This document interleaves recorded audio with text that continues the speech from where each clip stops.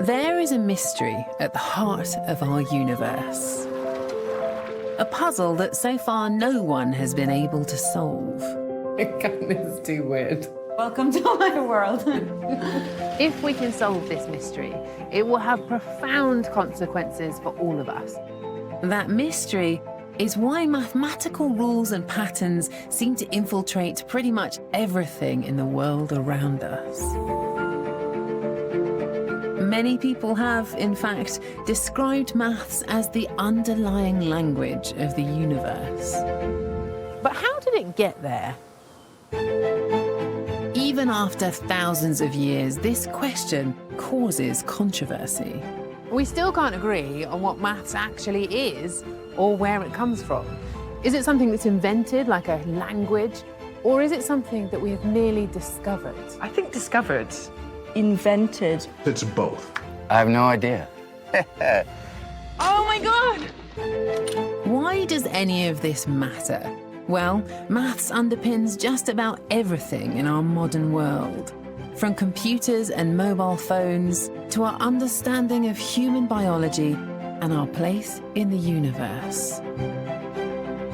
My name is Hannah Fry and I'm a mathematician. In this series, I will explore how the greatest thinkers in history have tried to explain the origins of maths' extraordinary power. You've ruined his equation.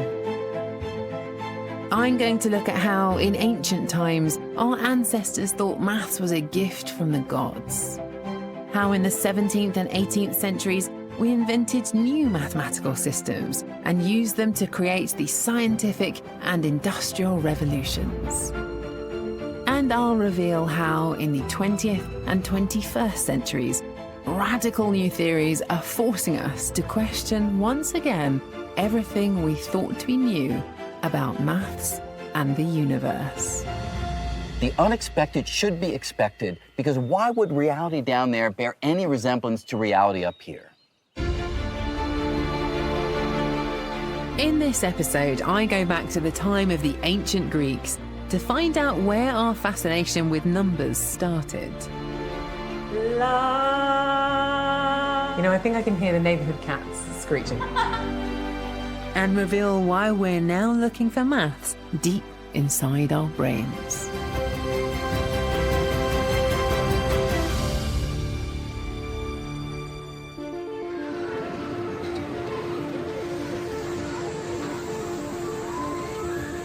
Our world is full of maths, often in unusual places, like this roller coaster.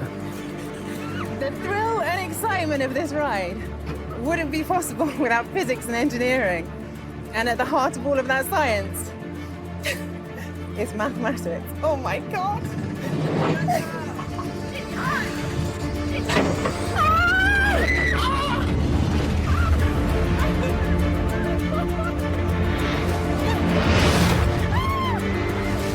It's sobering to think how much we entrust our personal safety to maths without even realizing it. My rush of adrenaline relies on someone's calculations of kinetic energy, momentum, tensile strengths, coefficients of friction, and much, much more. What do you make me do?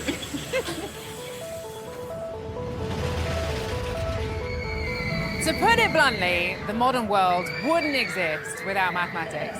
It is hiding behind almost everything that's around us and subtly influencing almost everything that we now do. And yet, it's invisible, it's intangible. So where does mathematics come from? Where do numbers live?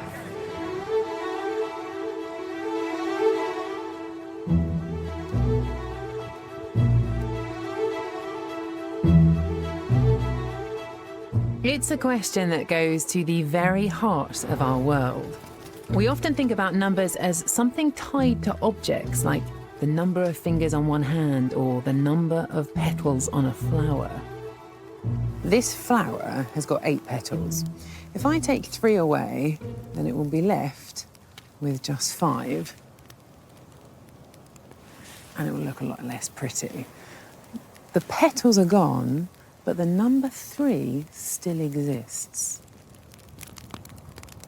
The idea of 3, or any other number for that matter, is still out there, even if we destroy the physical object. But you can't say that about everything. If pencils had never been invented, then the idea of a pencil wouldn't exist. But the idea of numbers would still exist. In every culture around the world, we all agree on what the concept of fourness is like. And it doesn't matter whether it's called 4, 4, 4, or even what the symbol looks like. With numbers, I can destroy the physical object, burn it to a crisp. But I can't destroy the idea of numbers. So here's the question I want to answer. Is it invented or discovered? Is there some magical parallel world somewhere where all mathematics lives? A place where you have fundamental truths that help us to understand the rules of science, helping us put man on the moon and to study the tiniest particles of the universe? Or is maths all in our minds? Is it just a figment of our imagination and intellect? Whether maths is invented or discovered is something we can't agree on. It's just too extraordinary to think that the mathematical truths and everything are sort of product entirely of our conventions in the human mind. I think that's... I don't think we're that inventive.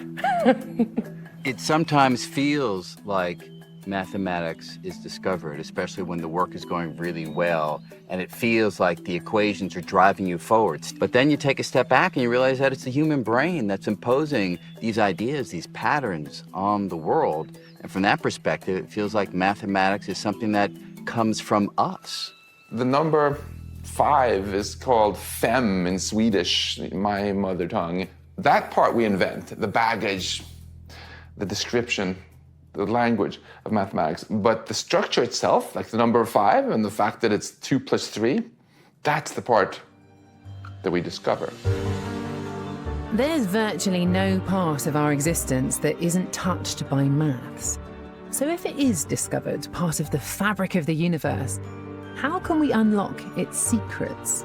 And if it's invented and all in our heads, how far can our inventive brains take us? I want to start with the discovered camp. Those who say maths is all around us. You just need to know where to look. Of all of the structures that you get in nature, I think one of the most beautiful is the nautilus shell. So there's a little creature that lives inside here and creates all these shapes, and it hops from one chamber to the next as it grows.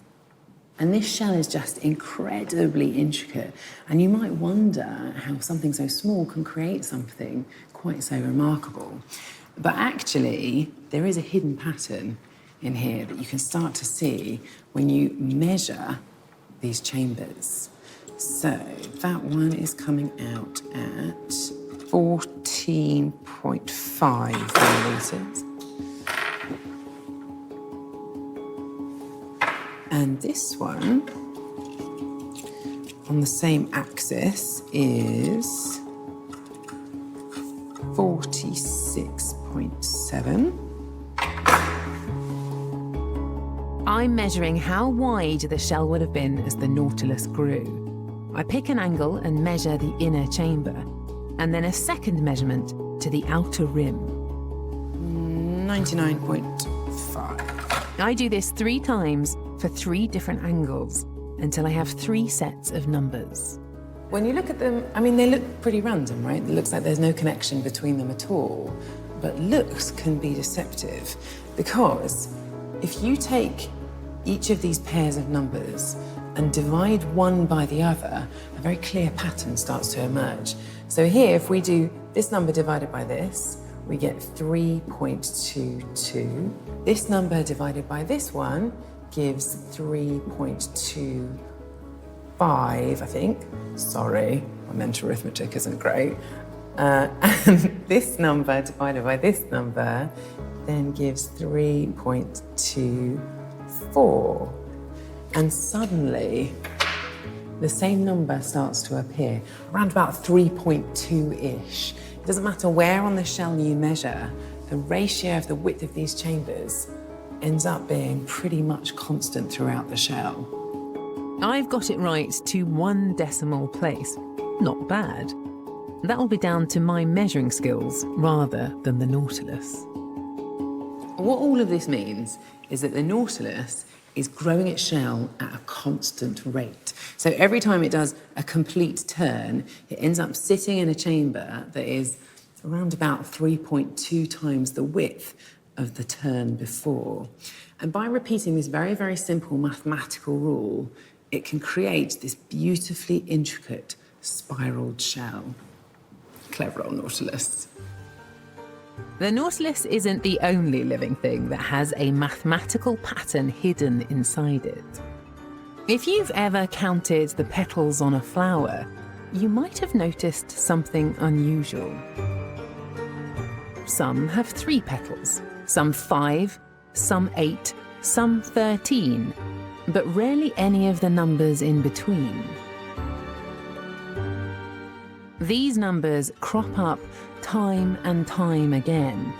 They seem random, but they're all part of what's called the Fibonacci sequence. You start with the numbers 1 and 1, and from that point you keep adding up the last 2 numbers. So 1 and 1 is 2, 1 and 2 is 3, 2 and 3 is 5, and so on. When looking at the number of petals in a flower, these numbers from the Fibonacci sequence keep appearing. But that's just the start. If you look at the head of a sunflower, you'll see the seeds are arranged in a spiraling pattern. Count the number of spirals in one direction, and you will often find a Fibonacci number.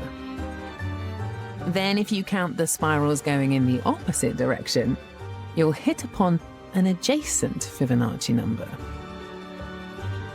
Why do plants do this? Well, it turns out that this is the best way for the flower to space out its seeds so they don't get damaged. We find these spirals so intriguing, we've worked hard to unlock their secrets. We've gotten very good at copying the patterns that we find in nature and using them to create things of great beauty, like this majestic staircase.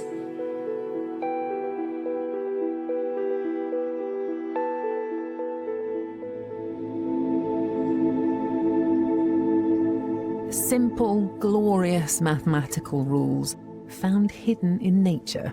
Doesn't seem to me like a coincidence. These mathematical patterns, once you spot them, do feel discovered. It's as if the maths is already out there, just waiting for you to find it.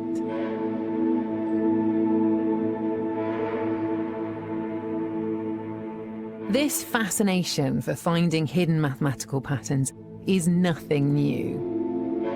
Go back over 2,000 years to the time of the ancient Greeks, and you will find the philosopher Pythagoras and his followers were just as enthralled by the patterns they discovered.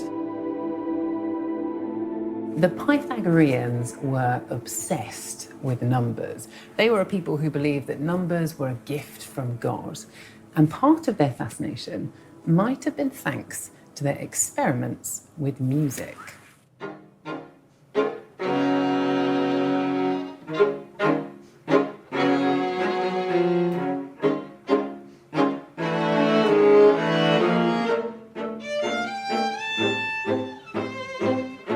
The Pythagoreans discovered patterns that linked the sound of beautiful music to the length of a vibrating string.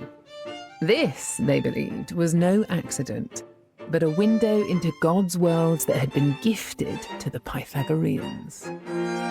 Mathematician and musician Ben Sparks is fascinated by this age-old relationship between music and maths.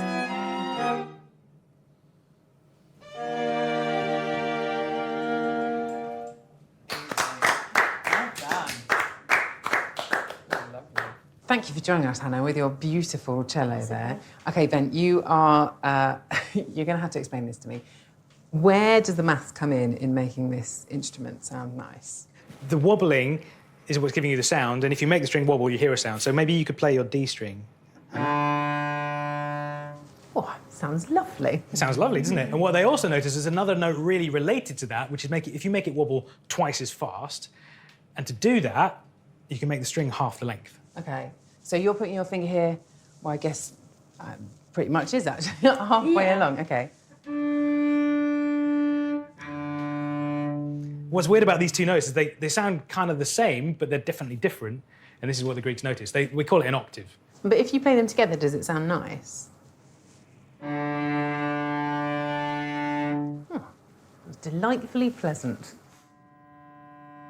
In the octave, the length of the vibrating string creates a relationship or ratio of 2 to 1. So that's if you chop it in half. Are there other fractions that make it sound nice? Well, exactly what the Greeks were thinking. It was like, well, can we find other notes that sound even nicer together, more interesting together? Can you play us? This is what they call a perfect fifth. What happens when you play those two together then? Very pleasant. I feel like we're about to launch into a jig there. In a perfect fifth, the ratio of the vibrating string is 3 to 2. The high note is 2/3 of the length of the low note. What happens when you play a note that isn't one of these neat fractions? When notes aren't in these nice, simple ratios, we tend to notice it even if we're not aware of the mathematics, right? I mean, could you play a sort of really horrible harmony together? Maybe like a semitone apart. When the strings are not in a simple ratio, the harmony sounds distinctly unpleasant. The Greeks were obsessed with having simple ratios describing the notes so they get nice, harmonious noises. How does this work for other instruments? I mean, this is very clear. You've got this sort of string here, but what about, I don't know, like the human voice? Right, well, every noise you ever hear is things wobbling somehow, whether it's your vocal cords or a string or... Not my vocal cord. Well, really, have you never used your vocal cords for a bit of music? Can we try? Oh, no. I'm such a bad singer. Please don't make me do this. OK. Have you got your earplugs in? Let's try. Can you pitch us a note? I mean, there's something nice and low. If you just do it to La, then I've got a chance at copying. All right, okay. La. Just like the cello, it's the length of mine and Ben's vocal cords that's changing the pitch of these notes. So that was me singing a perfect fifth. Uh-huh. This Chariots of Fire note. La, la. You know, I think I can hear the neighbourhood cats screeching, so I think that's enough of that. These patterns convinced the ancient Greeks that they'd been gifted a glimpse into this godly realm.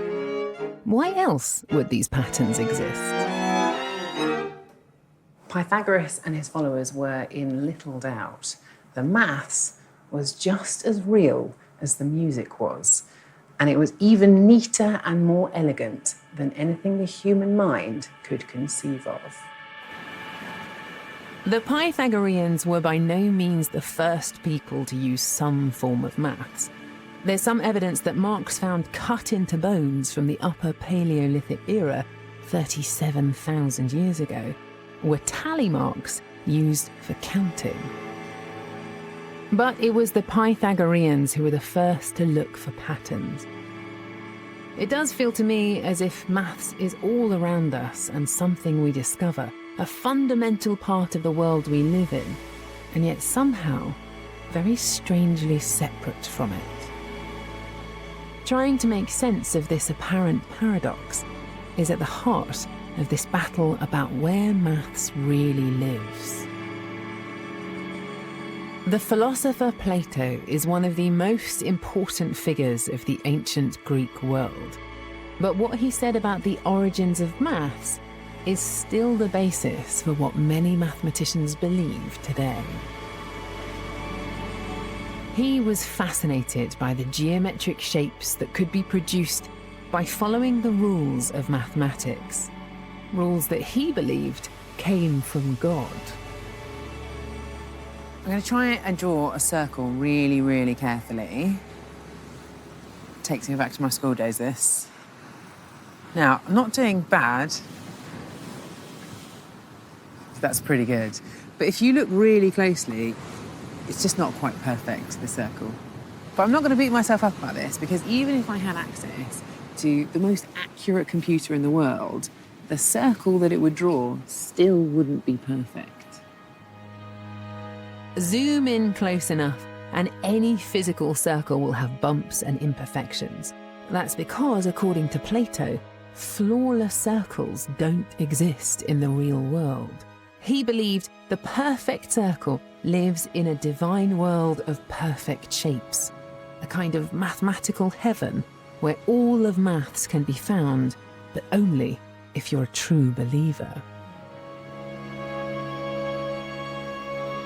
He was convinced that everything in the cosmos could be represented by 5 solid objects, known as the Platonic solids.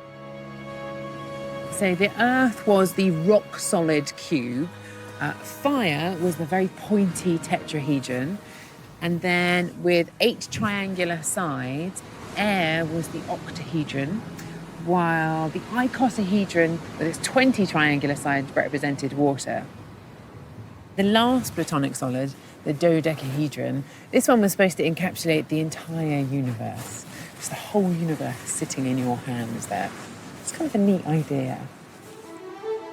There's something special about the Platonic solids. They're the only objects where every side is the same shape. And there are only 5. Try as you might, you will never find another object with these unique mathematical qualities. All of these shapes, Plato believed, existed in a world of perfect shapes, beyond the reach of us mere mortals, a place we call the Platonic world. I know that these ideas might seem like they're a bit bonkers, but there are actually quite a few people who believe them, and those people come across as though they're sane. Oh, my third most favorite mathematical structure, the octahedron. Aha! The Platonic solids, I presume. It's a dodecahedron. I love dodecahedra. I have a misspent youth making models of polyhedra. Oh my goodness. These are the Platonic solids. Oh, guys. Okay, very beautiful. You know, at 67, this is Christmas. Can I keep these 2, please? These Platonic solids, to me, are a great example of how mathematics is discovered rather than invented. Because when ancient Greeks discovered that this one existed, they were free to invent the name of it. They called it the dodecahedron, but the pure dodecahedron itself, it was always out there to be discovered. I have this kind of Platonic view that there are triangles out there, there are numbers, there are these circles that I'm seeking to understand. So for me, they feel like quite tangible things. They're all part of this mathematical landscape that I'm exploring. But not everyone believes in this Platonic world of mathematical truths. I think that the Platonic world is in the human head. It's a figment of our imaginations. I get that there are people who really buy into this other realm of reality, and especially if your days and nights are spent thinking about and investigating and researching this realm, that doesn't mean that it's real. Plato would have strongly disagreed. He encouraged us to believe in this other world, where all of maths could be found, and not to be fooled into thinking the world around us is all there is. What we perceive as reality, he cautioned, is no more than shadows cast on the walls of a cave. Plato had a very lively and quite dark imagination. To explain what he meant, he came up with an analogy of a group of humans locked in a cave. These people would have been imprisoned since childhood, and they were shackled by their necks and their legs and trapped staring at a blank wall directly in front of them. In his mind's eye, Plato pictured a fire burning high above the prisoners' heads. But they have no idea it's there. On top of the wall is a path along which all manner of people and objects are travelling. But the only thing the prisoners can see of them is the shadows they cast down the wall. Those shadows are the prisoners' reality. According to Plato, we're no different to the prisoners in the cave who mistake the shadows for reality. If Plato is right, what does this mean for you and me? Is what we think of as reality and maths just an illusion? Are we living in Plato's cave and just see shadows? It is not impossible that that is the case. You know, we are maybe we're just some simulation in some world of some more intelligent being. This is all possible. I mean, if you think that there's some world of mathematical objects, it's different from ours. It's not the physical world we live in, but that doesn't make the physical world any less real. So I don't think that there's anything to me in philosophy of maths that would force you to think that our world is an illusion of any kind. Our senses evolved really for one purpose, survival. But survival and the true nature of reality are two different subjects. So the fact that we have been able to survive by thinking about the world one way does not in any way say that that way of thinking about the world is truly what's happening out there. Over 2,000 years ago, Plato took the geometry of shapes as evidence of God's influence. Ideas that were limited to the senses and imagination.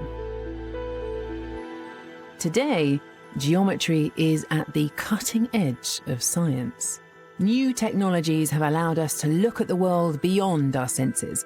And once again, it seems the natural world really is written in the language of maths. This is a model of a virus.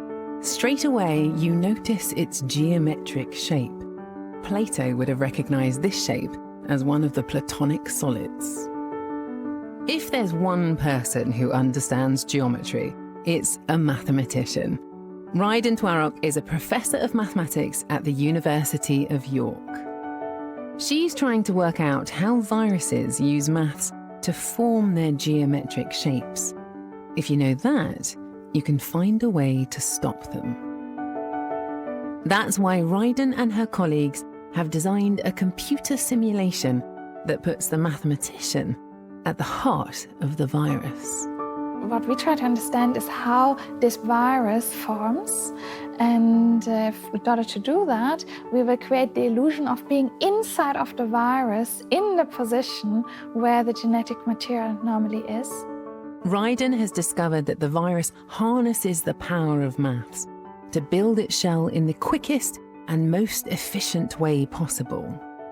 Armed with this knowledge, she's trying to find a way to stop viruses such as hepatitis B and even the common cold from developing in the first place. Once you understand how this mechanism works, you can turn tables on viruses and actually prevent that process. That is what makes this research so exciting. If you know the mathematics of how the virus forms its shell, you can work out a way to disrupt it. No shell, no virus, no infection. Today, mathematicians like Ryden are joining the front line in the fight against disease.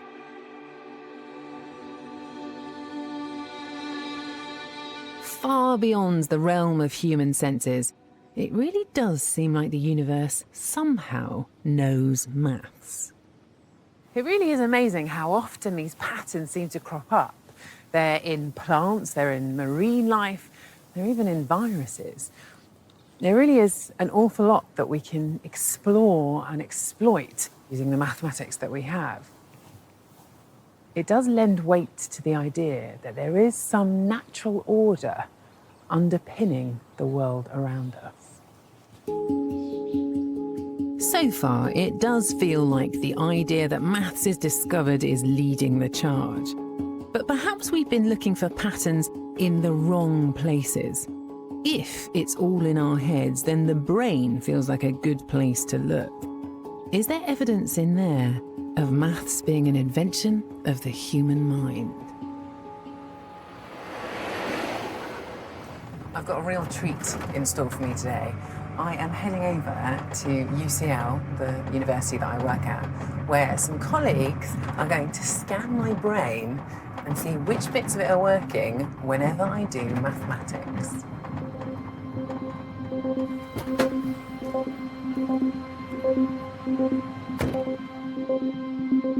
Neuroscientist Professor Fred Dick is going to place me inside an fMRI scanner. So just put your feet up, please. He'll measure my brain activity by tracking where the blood flows when I'm answering questions ranging from language to maths. Okay, how was that?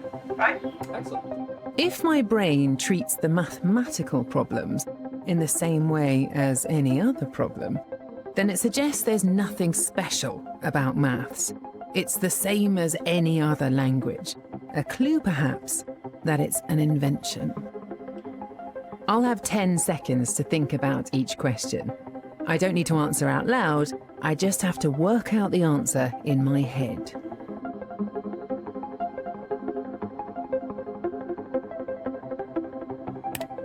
Okay, Hannah, how was that? Good. Some of those questions are really hard. Well, we didn't want you to relax in there, really. I've answered all the questions to the best of my ability. After a few hours of processing, Professor Sophie Scott has my results. Is that my brain? That's your brain. Let me make sure I understand what I'm seeing then. Okay, so this is like you've cut my brain in half. Yes. And I've got the left-hand side there, is that right? And the right-hand side is that. So it's like you've chopped my head down the middle and then split it out. Exactly. So what you can see here, Hannah, is the pattern of activity in your brain when you're hearing straightforward language. And here you can see, in the left hemisphere, very classic language areas activated.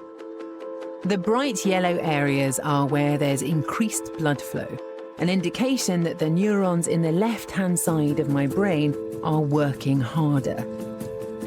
This is the side of the brain that we know is linked to language. Compare that to the right-hand side of my brain where there's hardly any yellow areas, which means there's far less activity taking place. So can we see maths, please? Oh, hold on. But this and look whole at that. bit here. Yeah, That's and so... also down at the bottom there.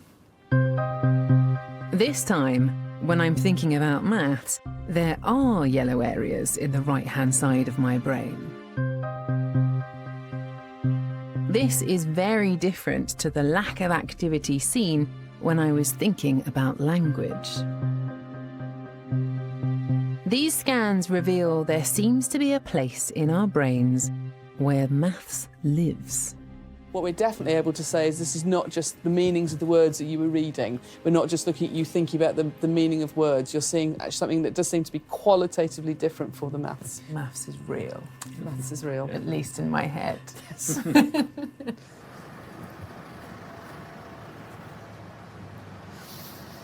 I tell you what really struck me about that conversation with Sophie just then is that it doesn't matter whether you're doing 2 + 2 = 4 or whether you're answering these much higher level maths questions. It's the same bit of your brain that's doing the grunt work. It's not the same thing that does words or language. You're seeing these problems and you're manipulating them in your mind. Research with similar experiments shows it's broadly the same for all of us. In your brain and mine, there is a specific place where we do maths. But this doesn't prove that maths is something we discover. It could still be an invention, just one that we learn at school. To get to the bottom of this question, I need some volunteers who've never had a maths lesson in their lives. You need to just put one of those on there. Very nice. That worked very nicely, didn't it? Yeah, you like that, did you? Dr. Sam Wass is an experimental psychologist at the University of East London. Helping him with some experiments are 6-month-old Ira and Leo, who's just under a year. To begin with, each child is placed in a room where they're shown a series of images. Sam uses a battery of tests to analyse how they react to different situations. The first experiment uses eye-tracking technology to see how the baby follows the movement of a piggy puppet. Is that good? So here we can see a feed out of what the child is looking at, and those 2 red dots are where the baby is looking.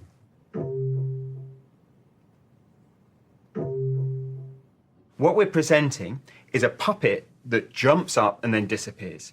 And it jumps up and disappears 2 times in a row, and then it stops. We present this same sequence again and again. And as the baby watches it again and again, their looking times, the amount of attention that they're paying to the screen diminishes. And that tells us that the child has learnt this sequence.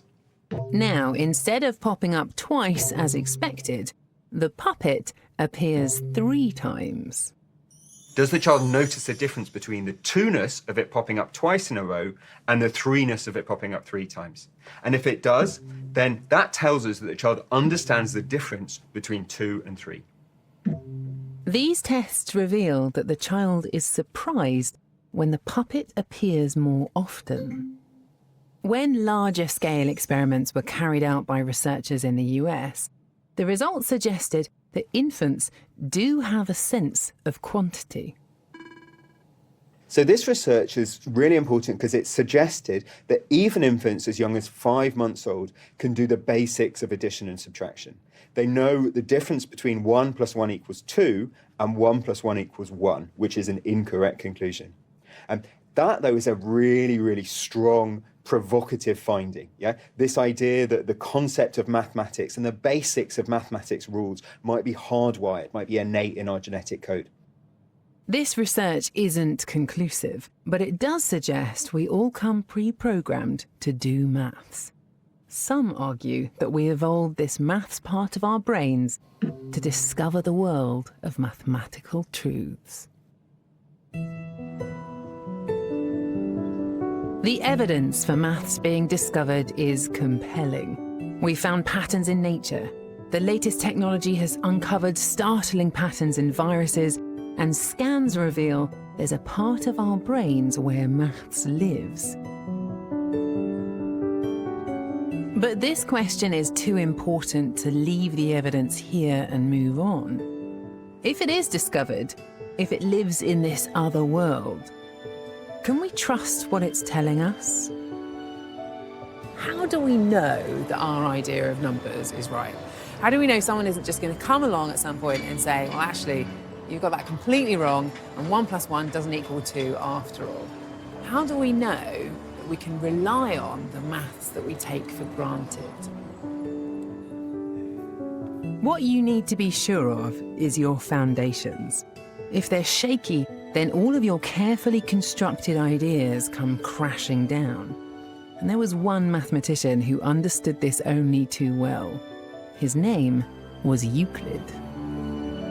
Around 300 BC in Alexandria, he wrote one of the most famous and important books of all time, The Elements.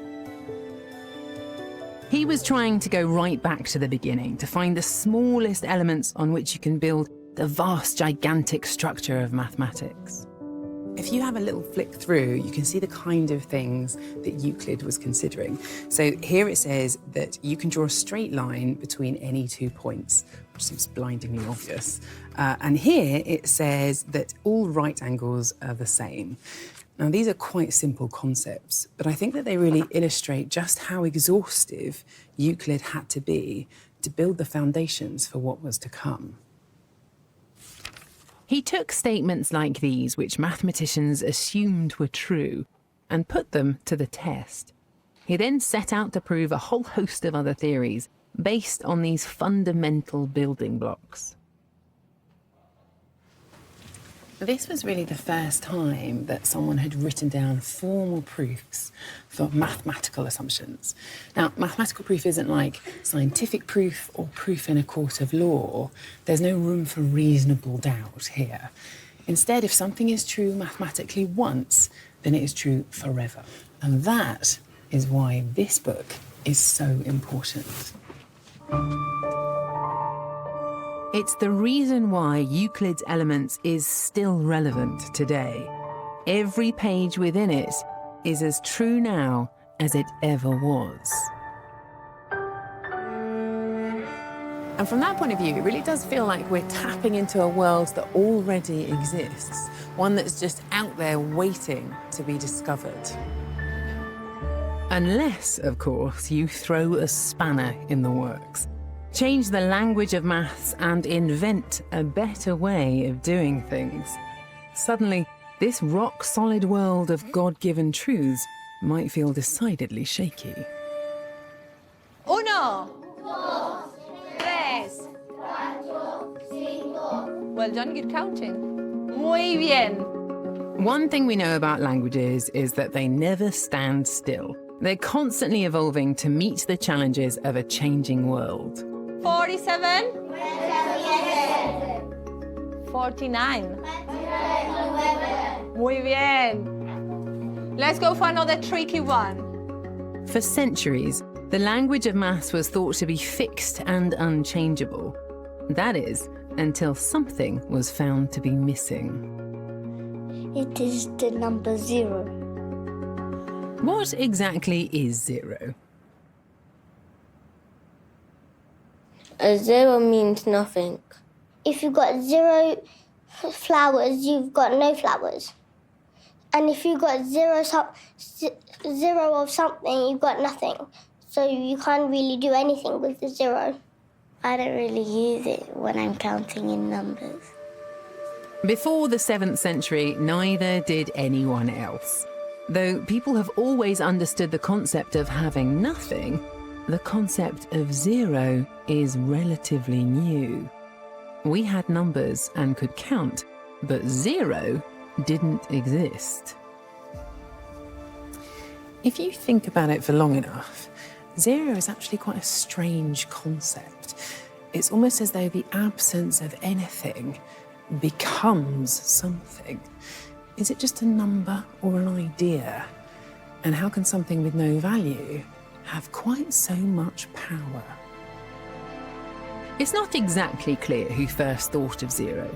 It might have originated in China or India. What we do know is that 0 arrived in Europe from the Middle East at about the same time as the Christian Crusades against Islam, when ideas coming out of the Arab world were often met with suspicion. The West already had a numerical system, Roman numerals. They did the job, but were a bit unwieldy. For example, the number 1958 is written as MCMLVIII. And no matter where you place, say, the letter C, it will always represent the number 100. It was good for its time, but times change, and a better system was needed. 0 was different. Where you place 0 could change the values of the numbers around it. Think of the difference between 11 and 101. Although the concept of 0 might have been created elsewhere, it was in India that 0 started to be accepted as a proper number. This is a page from the Indian Bakshali manuscript from around AD 225, which shows the dots above the characters representing 0. This is the earliest known use of the symbol 0 that we know today. For almost 1,000 years, Indian mathematicians worked happily with 0, while their Western counterparts ploughed on with the Roman numerals. That was until Italian mathematician Fibonacci recognized its potential. Now, he'd been educated in North Africa, so he'd seen this number system working firsthand. 0 is a placeholder signifying the absence of a value. 0 is also a number in its own right. It allowed you to write down numbers and manipulate them much more quickly and easily than Roman numerals. Realizing all this, Fibonacci champions the new number and brought it to the attention of Western Europe. 0 wasn't something that we discovered so much as something that was created as part of a new language to describe numbers. And that's not to say it isn't useful. The whole of modern technology is literally built on ones and zeros. But suddenly maths feels like something we've come up with, something we've invented. We needed a more user-friendly numerical system, so someone came up with the clever idea of 0. Not a gift from the gods, but a smart way to make counting more convenient. This is intriguing evidence that maths might be invented after all, a product of our intellect and imagination. Once the idea of 0 had been widely accepted, mathematicians could relax. All conceivable numbers lay out on a single line with no holes and no gaps to speak of. Over here you have the positive numbers, 1 sheep, 2 donkeys, the kind of stuff you find in real life. And in the other direction, all the negative numbers.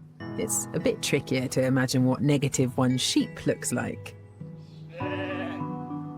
The number line stretches out in both directions all the way to infinity. And 0 sits proudly in the middle. Everything was well in Numberland. Or was it?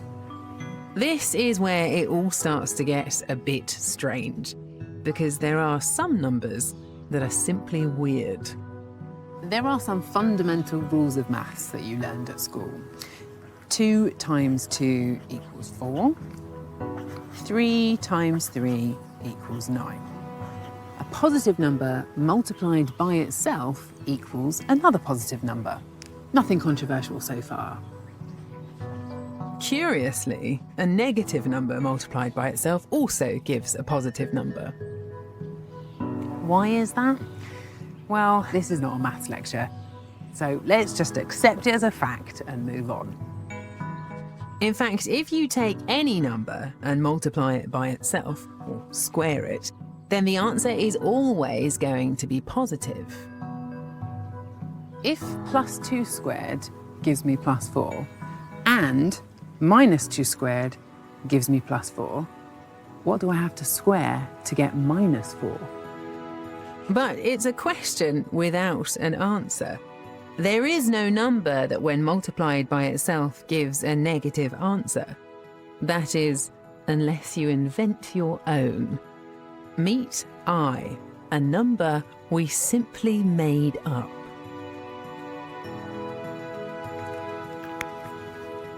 Not everyone was keen. It became known as an imaginary number, a deliberately chosen derogatory term to scoff at its existence. It turns out I is really useful, especially when it comes to simplifying problems with things like electricity or wireless technologies, things that otherwise would seem impossible to solve. Essentially, if you're working with waves, you will use I. This imaginary number broke all the rules.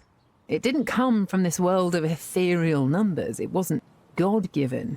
It was very definitely invented. If you can have one imaginary number, why can't you have 2? Or 3? Or infinitely many of them? Why can't you have negative imaginary numbers as well? Why can't, in fact, imaginary numbers have their very own number line? Exactly the same as the real one, just on a different axis. The number line isn't a single line at all. Numbers are 2-dimensional.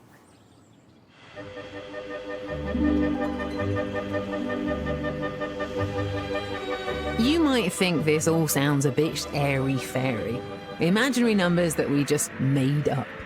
But if you've ever flown in an aircraft, you've already trusted your life to these strange numbers. 86 223 Yankee 47109 Alpha BA33. Juliet 4811, so 2239 Juliet Charlie behind the landing 737 at 3 miles per hour for 3. At Gatwick Airport, air traffic controllers here rely on radar to keep everything moving safely and quickly. Once you get busy, you definitely need radar. So the busier the tower, the busier the operation, you need radar. Radar works by sending out radio waves and examining that part of the signal that's reflected back. The complex equations that allow us to filter out the correct signal from other conflicting frequencies is heavily dependent on imaginary numbers.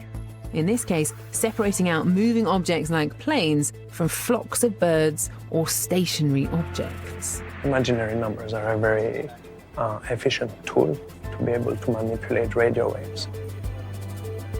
Imaginary numbers are fundamental to the operation. Imaginary numbers allow us to track planes in real time. Without them, we never would have been able to use radar in our skies. Easy 29 Fox Bravo, thanks. Straight ahead there, just hold short of taxiway, Papa. Ahead, hold short, Papa. Easy 29 Fox Bravo. When I started this investigation going back to the time of the ancient Greeks, it did seem like maths could only be discovered. There were too many coincidences, too many mathematical patterns popping up all over the place. But if we can invent the rules, create new numbers, and they work, then perhaps I've got it wrong. Maybe maths is invented after all. The concept of zero or negative numbers or complex numbers or imaginary numbers, they cause great consternation to the cultures that first invented or encountered them. There are some conjectures that zero came because someone constructing noticed that as you dig a piece of earth out to make a hole, there's something, an indentation left there. That should have a name. Zero kind of maybe came from that observation. The power of mathematics lies in the way its language and symbols have allowed us to manipulate the world. But this was a world that followed the rules of God and the Church. By the 17th century, a new breed of intellectual was emerging, not afraid to challenge authority. There was one man who dared to question all of the philosophical and scientific assumptions that had gone before. This was someone who was trying to promote a new way of thinking, using reason, experimentation, and observation. This was the young Frenchman called René Descartes. It was while in a restless sleep in 1619 that Descartes experienced a series of dreams that would change his life and mathematics. The first two could be better described as nightmares. But the third dream was intriguing. As his eyes scanned the room, he saw books on the bedroom table that appeared and then disappeared. He opened one book of poems and at random caught the opening line of one, which read, "What road shall I pursue in life?" Then someone appeared out of thin air and recited another verse, saying simply, "What is and is not." As with dreams, it's all about the interpretation you place upon them. In Descartes' case, the effect of these dreams was profound.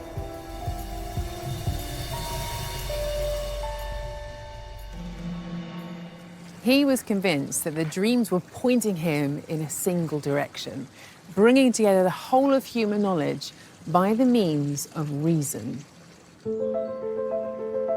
He was nothing if not ambitious, but his genius led to perhaps one of the greatest advances ever in the field of mathematics. As with so many brilliant ideas, it was deceptively simple. Let's say that I'm meeting a friend for a coffee. Now, I'm standing at the end of Ensley Gardens, and they are somewhere over on Gordon Street.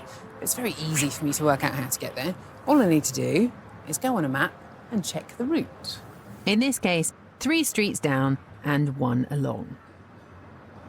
It sounds like an incredibly simple idea, but actually, it revolutionized mathematics. He showed that a pair of numbers can uniquely determine the position of a point in space. It sounds trivial, but this was just the start. It gets more interesting when you apply this idea to curves. As this point moves around a circle, its coordinates change, and we can write down an equation that precisely and uniquely characterizes this circle. For the first time, shapes could be described by a formula. By uniting the language of numbers and equations and symbols with shapes, Descartes was able to expand the horizons of mathematics, thus laying the foundations for the modern scientific world. What Descartes and the other trailblazers like him did was to question the accepted wisdom of the time. They thought differently, and the result was that they delivered monumental breakthroughs for our understanding of the universe. Descartes lived in a time when many philosophers backed up their arguments with appeals to God. But Descartes preferred to place his trust in the power of human logic and maths. He believed all ideas should have their foundations in experience and reason, rather than tradition and authority. It still feels like maths belongs to a discovered world, but after Descartes, it's a world that is increasingly devoid of a divine influence. And we started this episode with just one question: is mathematics invented or discovered? And based on the evidence so far, I'm leaning quite heavily towards discovered, because it doesn't seem to me to be possible that something so all-encompassing could be the product of the human mind alone.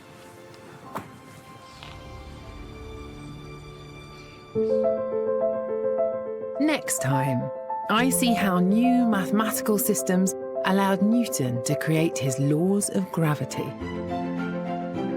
and even started describing the existence of things we didn't know were there. All more evidence for maths being a discovery. Now, this couldn't be a coincidence, but I'm forced to think again when I confront one of the strangest mathematical concepts there is: infinity. And it makes the question of whether maths is invented or discovered a lot more difficult to answer.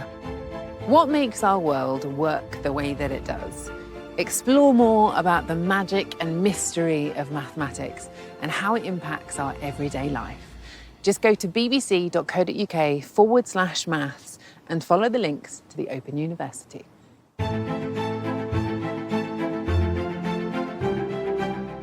And Hannah returns next Wednesday at 9. In the meantime, she's with Adam Rutherford, investigating everyday mysteries from pain thresholds to déjà vu. The Curious Cases of Rutherford and Fry on iPlayer Radio. Tomorrow here on BBC4, Brian Cox marvelling at our place in the great scheme of things. Human Universe at 8.